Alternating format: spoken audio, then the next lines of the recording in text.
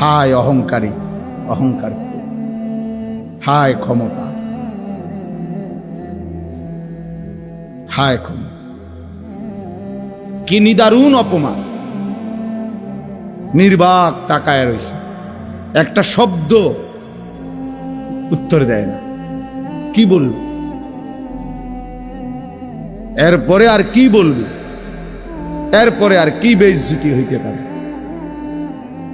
যে পথচারী ঘাড় ছাইয়া থাপড়াইতেছে পুলিশের ব্যারিকেডের ভিতরে?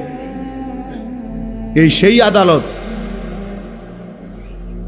যে আদালতে আঙ্গুলের ইশারায় উঠতে বসত।